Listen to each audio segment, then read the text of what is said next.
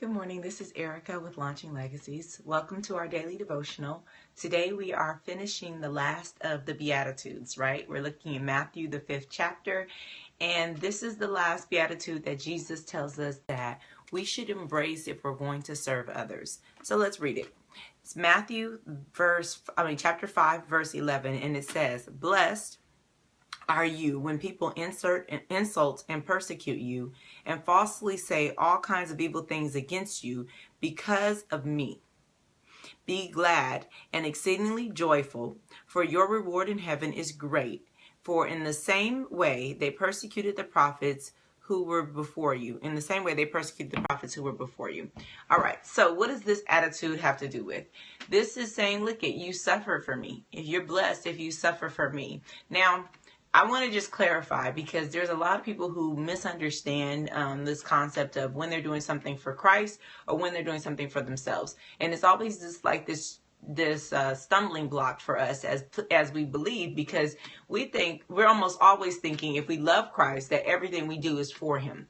And it should be that way, essentially, but it's not that way, right? There's a lot of things that come from inside us, our desires, our wants. Now look, they can be good things, right? So let's look at a parent towards their child. You want your child to be successful, you want your child to be ambitious, you want your child to succeed in life. Those are great things. But when you make that objective seem like that's God's objective for their life, you may be incorrect, right? So sometimes when you're parenting a child has to go through difficult things. They have to suffer. They stumble. They have to recover from broken places. They have to kind of learn to walk on their own. And when they're doing that, it may seem to you like, okay, no, this is not what God wants for them, so I'm going to step in, right? So you become overbearing in that you won't allow your child to go through the experiences that they have.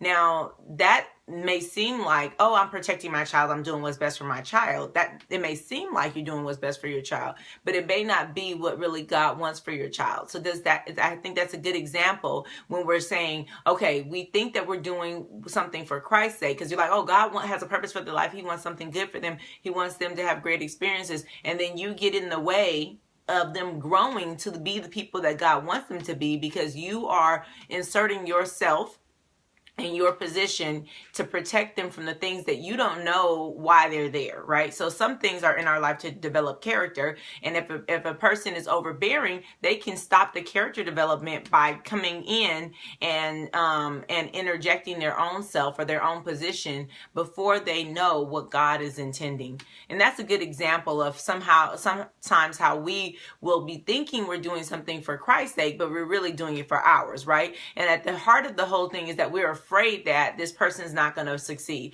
We're afraid that they won't make it. We're afraid that they won't be successful. So we feel like we need to take action. And it's a common position, right? It's something that we do often and in different ways. The parenting example is one example, because many people are familiar with parents that can be overbearing, or they think they're doing helping, but they're really enabling, right? They're causing more dysfunction.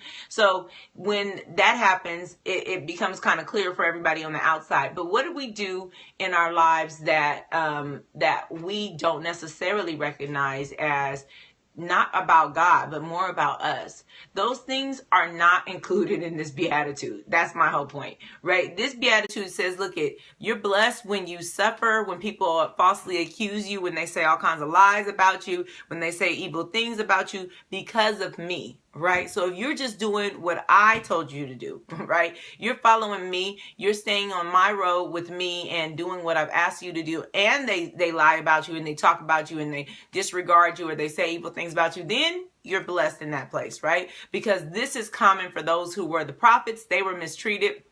They were jailed, they were beaten, they were tortured, they were disregarded, they were sent off, abandoned.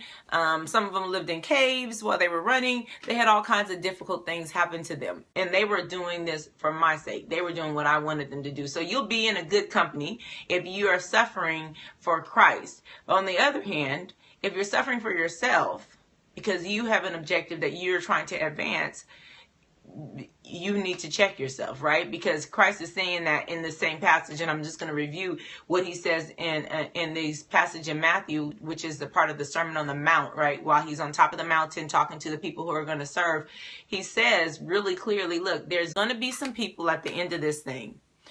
You're going to think you did things for me. You're going to say, I did this for you. I did this in your name. I did that in your name. And I did this in your name. And you're going to have a whole list of all the things that and accomplishments that you want to be receiving a reward or praise for. That's going to be you. You're going to be doing that. And then at that time, I'm going to have to tell you, I don't even know you.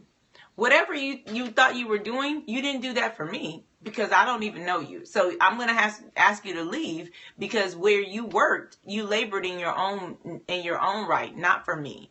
And so that's a part of this whole sermon, and a very important part of this last beatitude is to say, look, you're going to have difficult times. People will lie about you. They'll say evil things about you. They'll do all kinds of things to degrade you or to make you feel like you're less than. But at the end of the day, if you did it for me, then you're like a whole bunch of others, a whole legacy. Hebrews 11 has a whole list of people who worked in faith that struggled and suffered because of their faith. You'll be more like them. But on the other hand, if you're doing this for you, then you'll be like those workers of iniquity at the end that I'm going to be like, I don't even know who you are. You did all these great things, or the things you have on your list are great, but I didn't ask you to do it. You didn't do it in my name. You weren't doing it for my intentions. These were for you. And so now I'm not interested. So there's two different places that you can go. He's blessing these people, right? He's blessing these people who are doing things in his name, that are called according to his purpose, that, yeah, they're going to suffer, but they're going to suffer for his cause.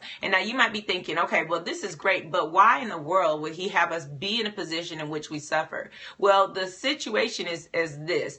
The world is full of suffering anyway. You're going to suffer no matter what. What he's saying is, if you're suffering for me, you're blessed. Not I'm causing you to suffer, right? I'm bringing just torment up against you, and I just want you to deal with it. No, he's saying, look, if you're going to suffer, evil things are going to be said about you. You're going to be accused, sometimes falsely accused, sometimes justly accused. You will go through difficult times in this world. Jesus said you will have suffering. It's a part of what happens in the world. So that's going to happen. But what he says, if you go through that, all of that you're going through for me, you make this different. You change the dynamic here, and you become a part of a body of believers who are suffering for my sake. That is very different than the whole rest of the world who are just suffering for their own cause and advancing nothing. No kingdom is being advanced. No goodness is being explored. The love of God is not being displayed. Nothing is happening in this place. They're not moving forward anywhere. But if you're over here and it's for me, then you're advancing the kingdom, right? Because the kingdom of God suffereth. It suffers violence, but the violent take it by force. What is it saying? Look, you're going to have some difficult times. You're going to have some difficulties. You're going to have some things that oppose you. You're going to have some things that press against you. But if you continue to push it, then the kingdom will advance. And that's what our objective is. If we're going to serve in the kingdom, is to advance the kingdom. And so it's very similar to maybe the last beatitude that we talked about, but in a little subtle way, it's different. It's like a rehashing of almost everything that we've already said, right? All of the other beatitudes, it's like, look, get your attitude right to know that who this is about, because it's not about you. And if you think that it's about you, your attitude does need to be checked, because you'll never be able to serve God as long as you think that this is about you. As long as you're focused on what you can do, or what praise you'll receive, or what accolades you'll have, it's not going to work out, because it's not about you. It's truly only about Christ. And it's only about the work that he has called for to happen. Are you willing to do that work? Are you committed to that work? And if you are, then great. And if you're not, then it's time to finish your attitude check, right?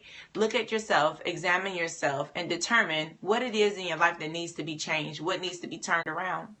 And as you do that, I'll be praying for you. Please be praying for me, because we all need to do this work, right? And I will be looking forward to speaking with you Monday morning with our new devotional. And I will bless you again to say, please be in the right attitude. Have a wonderful day.